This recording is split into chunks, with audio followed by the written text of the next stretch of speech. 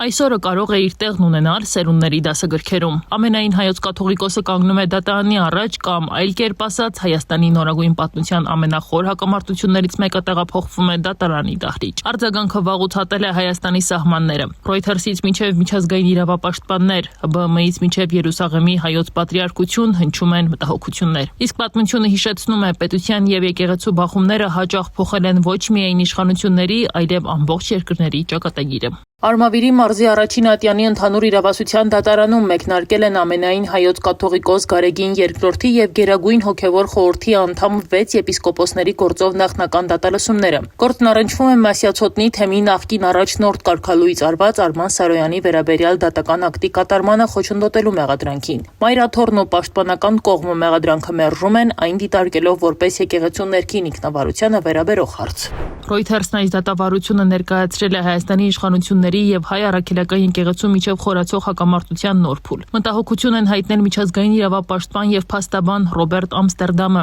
հայկական բարեգործական ընդհանուր միությունը, Մեծիտան Անկիլիկիո կաթողիկոս Արամ Առաջինը եւ Երուսաղեմի հայոց պատրիարքությունը։ Նրանց հիմնական շեշտադրումը մեկն է՝ եկեղեցու ինքնավարության եւ պետություն եկեղեցի սահմանների հարցը։ Պատմությունը բազմաթիվ օրինակներ է հիշում, երբ պետության եւ եկեղեցու բախումները վերածվել են երկարատև ճգնաժամերի։ 4-րդ դարում Պապ Թագավորը փորձեց սահմանափակել եկեղեցու տնտեսական եւ քաղաքական ազդեցությունը, կրճատելով հոգեվորականների որոշ արտոնություններ եւ փորձելով ուժեղացնել թագավորական իշխանությունը։ Նրա քաղաքականությունը եկեղեցու հետ լուրջ հակասությունների պատճառ դարձավ, իսկ թագավորի սպանությունից հետո այդ բարեփոխումների մի մասը չպահպանվեց։ 1903 թվականին ռուսական կայսրության հայ առաքելական եկեղեցու ունեցվածքը պետական վերահսկողության տակ վերցնելու որոշումը առաջացրեց հասարակական լայն դիմադրություն, բողոքի ցույցեր եւ բախումներ։ Ի վերջո իշխանությունը ստիպված եղավ մեղմել քաղաքականությունը եւ հետ կանգնել որոշ սահմանափակումներից։ Խորհրդային միությունում 1930-ականների հակակրոնական արշավի տարիներին փակվեցին հազարավոր եկեղեցիներ, հալածվեցին ու բռնադատվեցին բազմաթիվ հոգեվորականներ։ Այդ շրջանի զոհերից էր նաեւ Բագրատ arczepiskopos Վարդազարյանը։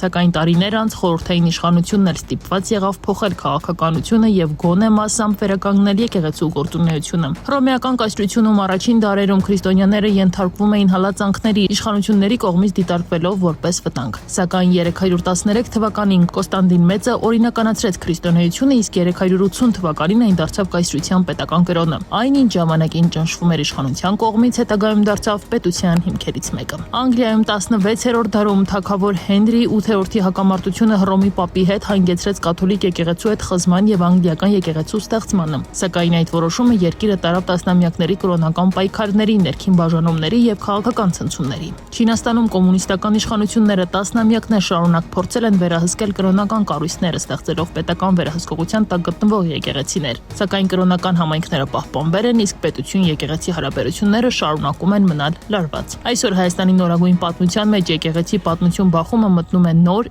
իրավական փուլ, որի ընթացքն ու հանգուցալուծումը դեռևս դժվար է կանխատեսել։